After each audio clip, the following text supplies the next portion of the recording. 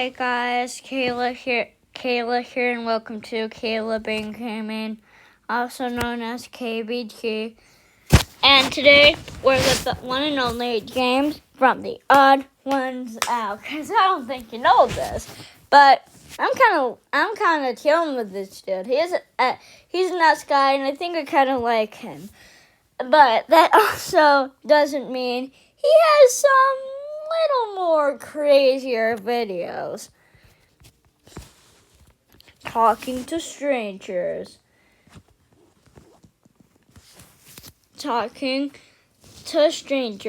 My decline mine in quarantine. I think and I think we should start with talking to strangers first. So let's start. 3, 2, 1. Oh wait, add. Let's pretend you get on a bus and it's super crowded. The only spot that's open is between 2 strangers. So you sit down between 2 people you never met and everyone is fine. Everyone's keeping to themselves, no one's making eye contact, it's perfect. Sure, your shoulders are touching, but that's just what happens. That's part of the bus-going experience, you poor person. But then at the very next stop, aisle seat guy gets off. So now you and window seat guy are sitting right next to each other. But since you're in the middle, you have to be the one to decide, do you move or not? Okay, James, I can explain this. Well, here's the thing. If you go to the seat where the guy left off, then there'll be a gap between the middle chair and that guy.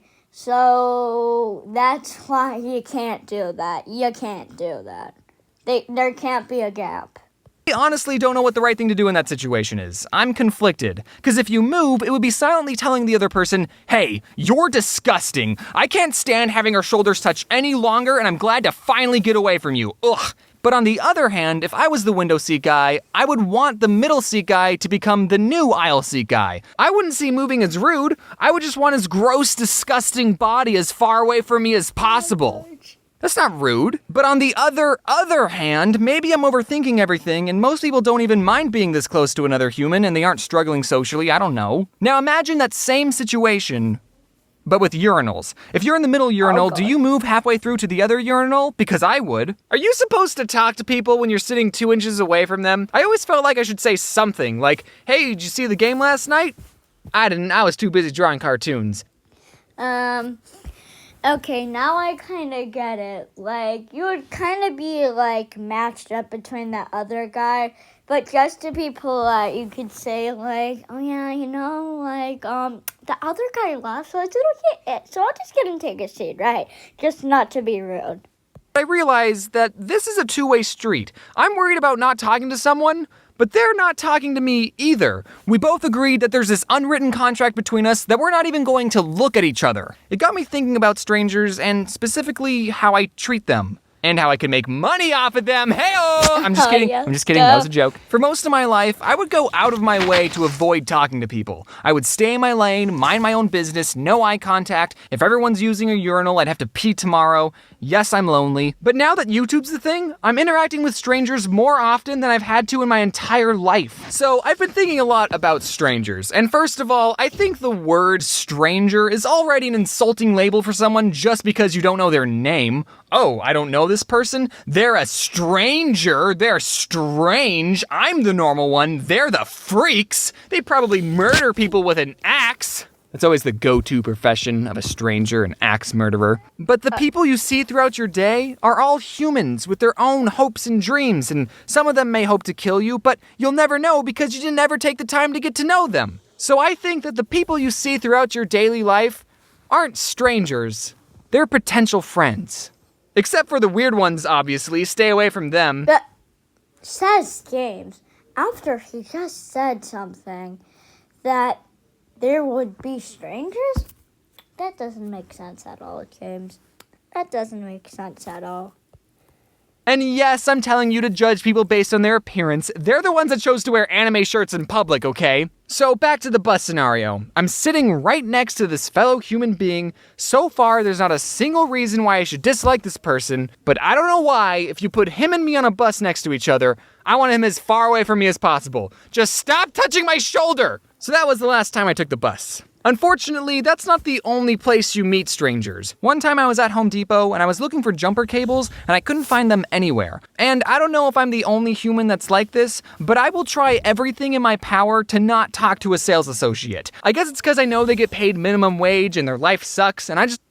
Okay, yeah, like, I know that, like, workers do have lives, but that still doesn't mean that you shouldn't, like, ask them for help. Like, it won't bother them at all. It actually won't bother them at all. It'll be the opposite. It'll actually just make their day 100 times better if you just ask them for something. Believe me, James, it's true. It's true. Want to leave them alone and not make their job any harder than it has to be, but asking employees for help isn't even bothering them that much. In fact, I think it's part of their job. Like, what's the worst thing they're gonna say? Ugh, you don't know where one specific item is? Everyone else knows. Did you even look? They're in the jumper cable aisle, idiot. No one's gonna think that. So feeling desperate, I mustered up what little courage I had and swaggered up to someone wearing an orange vest and said, excuse me, do you know where the jumper cables are? I don't work here. Oh, you don't work here? And then he walked away. And then he waddled away, waddle. And then the very next day, bum. So I think the logical thing to do in that situation would have been to find someone who does work there. But I left the store because I didn't want to run into that same guy again. But I also bought a hammer because I didn't want people to think that I stole something. So... oh yeah. And by the way, if you wear an orange vest to Home Depot, just expect people to ask you for help. Same goes for people who wear red shirts at Target. You'd think I'd learn from my mistakes, but no, I have a bunch more examples. When my book came out, my publisher said that it was going to be carried at Barnes & Noble, and I thought that was super duper cool and wanted to see my book in the wild. Not to buy or anything, just to have a look at. So I took my friend Adam from Something Else YT, and we went to the local Barnes & Noble and started our search. We looked in the humor section, didn't find it. Then we checked the new release section, it wasn't there either. Then we looked at the best-selling section, then the religious section, but we couldn't find the book anywhere. So either the publisher lied, or they had already sold out. But just to be sure, I asked one of the workers, hey, do you guys have a book by TheOdd1sOut? He kind of looks like this. And the worker typed something out on his computer and said, oh yeah, we got those in the back, we just haven't put them out yet. So then he went to the back room, brought out a copy and handed it to me saying, here you go, kid. And I thought, well, frick. I can't just hand it back to the guy and say, oh no, that's okay. I didn't want to buy it. I just wanted to have a look at it. Do you know how inconvenient that would be? I know. So the only less awkward option I could think of was to buy my own book. And you know what? I'd get a couple cents back from this purchase, so it wouldn't have been a total loss. But Adam, being the more sensible one, said, dude, this is ridiculous. You have to come clean. So then he went to the worker and said, so he actually wrote this book. He just wanted to get a look at it, like, in the wild. And the worker said, oh, that's so cool. Do you want to sign our copies? And then I thought, well, hold on. You're not even going to ask me for my ID? How do you know I actually wrote this book and I'm not some guy trying to deface someone else's? And then the guy gave me a whole stack of my books and I signed them all. Last story before I go. I was in the hallway of a building and me and this potential friend crossed paths. He said, hello, and I was going to respond with, hello, and how's it going? But I combined the two and ended up saying, how? And then I jumped out a window and fell to my death. I can't rationalize that behavior. Maybe I spend too much time on the... Okay, yeah, I've had those. I've had that thing where, like, you want to say, like, two things at a time, but, or maybe just one, but it just gets, like, rambled up. And one of those is, and this is really bad, but, it was at school, and I think someone said hello to me, and I said hello, but here's the thing. I didn't say hello. I left the O. So it was just the big word. The big word. And then I said, oh, and that, but it's so good. Then I said, hello. So it's so good. Computer, and I'm not used to looking at real people's faces, but I'm trying to change. Don't get me wrong, going to conventions and meeting fans has helped me a lot with talking to people. Granted, those conversations are usually one-sided, and a real stranger won't already know who I am, but they've still helped me. Now, you might be expecting me to give you advice on overcoming social anxiety, but if you watch this video, you know I'm not the most qualified to give that advice, but I'll try my best. I know it's hard to feel confident, and I'm still working on it, but you have to understand that we're all people, and we all have things that we're struggling with. And in reality, we're not all watching or caring about every little thing that other people do. We're all too busy worrying about what other people think of us. So with enough practice and believing in yourself, you can show the world your true colors, and I think you'll find that people are a lot nicer than you think. Exactly. Oh my gosh, exactly. You shouldn't be afraid to not, master up the courage to ask do something to someone, because they have their own problem. We're all struggling through something. You're not the only one. I'm sure there's not one person on earth who is not struggling through something, unless you're a baby or a dog or even animals struggle through things. You are not the only one. So if you're the middle seat guy on the bus and you have to decide whether or not to move, do whatever you want, no one cares. Just stop touching my shoulders. Hey everyone, Okay, that was a 10 out of 10. And I also liked what he said at the end. But now we're moving on to the next one. Wait, where is it? My decaying mind in quarantine. And I know that quarantine was 4 years ago, but we're gonna still watch it anyway. So yeah, let's start.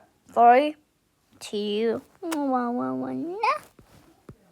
Hello everyone, it's me, James. I just wanted to let you know that I'm launching this card game called Cafe Chaos on Kickstarter today. There'll be more info at the end of the video. This isn't some bit. I actually made a card game and I worked really hard on it, so please click the link in the description to get your... My name's Joe Exotic. I exploit dangerous wild animals for profit, and that's only the least reprehensible thing I've done. In this 8-part docuseries, I'll show you the bad, the horrible, and downright disgusting aspects of what it's like to be a polyamorous, meth-addicted Tiger King. I'm the real Pokemon master, you hear? And just like that, by watching other garbage humans on his television, James felt ever so slightly at peace while the world crumbled around him.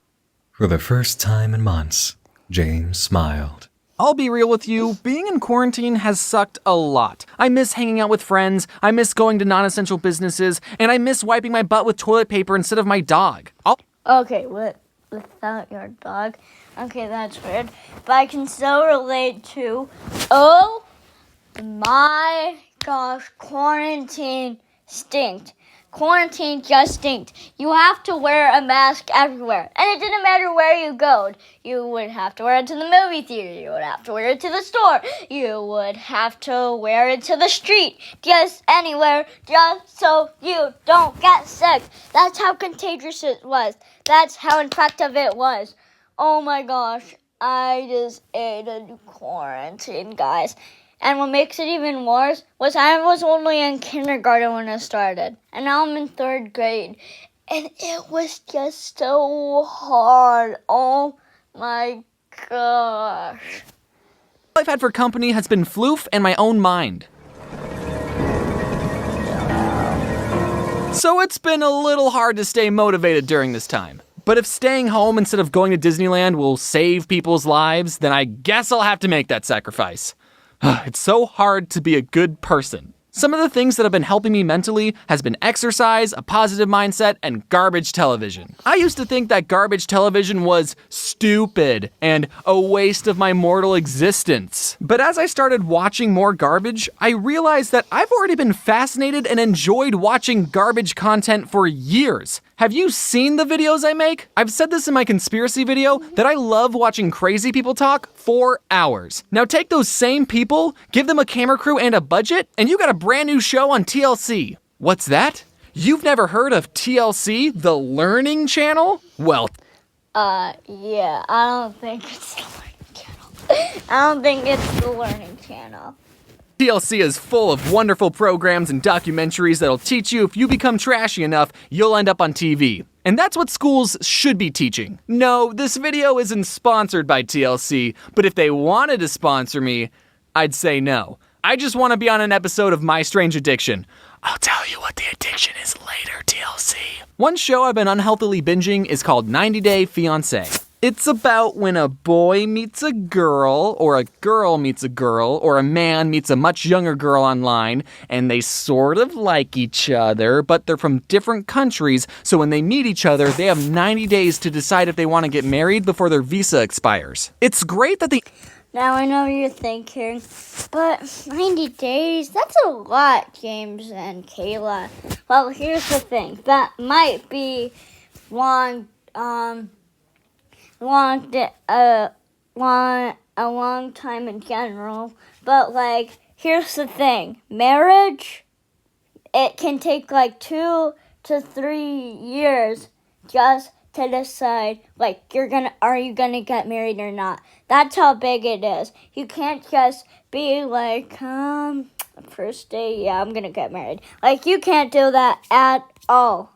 Internet exists so that these clearly desperate people in different countries even have the chance to form a relationship. And it's equally great that the internet exists so we can watch very personal moments of these strangers' lives. The show really shines with the most garbage of couples. I've seen other YouTubers talk about this one specific couple, Big Ed and Rose. I don't want to make fun of Big Ed's appearance, but let's just say he saves a lot of money on scarves and turtle necks. He's a 54-year-old pursuing a relationship and wanting to marry a 23-year-old Filipino woman named Rose. And Ed has a daughter that's 6 years older than Rose.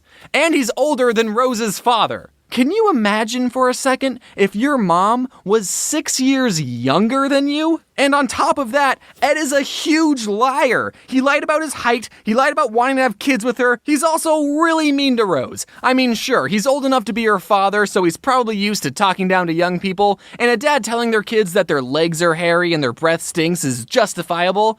But this is his girlfriend. At least make her a bag lunch first. Even if I thought Big Ed was the best guy in the world, do I think a relationship could work between people with a 31-year age gap? Well, let's take a look at the math. Here is the half-year age plus 7 rule graphed out. So if you're 30, then it's socially acceptable to be dating someone who's 22. Now, obviously, this graph isn't set in stone. But for reference, here's Big Ed's age versus Rose's age. So when Ed was 40 and taking care of his 15-year-old daughter, Rose was 9. So do I think an age gap of 31 can work? Well, mathematically and common sense speaking, not until Ed is 76 and Rose is 45. I think that'll take longer than 90 days though. The second and third reason I love this show is David and Lana. I haven't seen any YouTubers talk about this couple, but they need to. Meet David, a 60-year-old guy from Vegas who's fallen head over wallet for a Ukrainian woman named Lana. He spent 7 years and $250,000 on a relationship where he hasn't even met the other person. Oh, no. He's tried to meet up with Lana on 3 separate occasions already, but got stood up every single time. David, oh my gosh, this David dude. Wow, he's gone through some David's gone through some pretty bad stuff over the years. But David, don't worry. She's gonna show up. She's gonna show up one day. I just know it.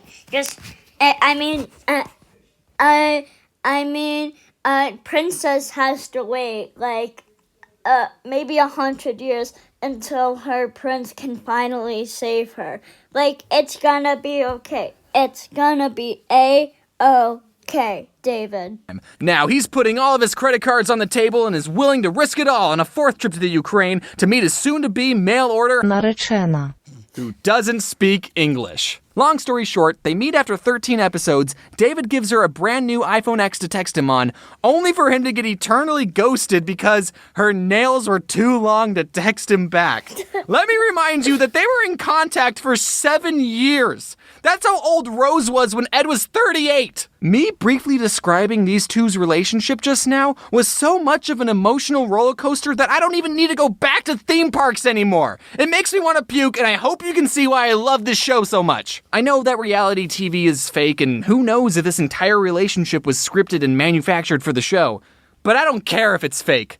This smile is real. Watching garbage television all day isn't as fun or healthy as it may seem, believe it or not. Even though I spent a good portion of this video hyping up trash TV, you should also be doing something productive. Like watching YouTube videos.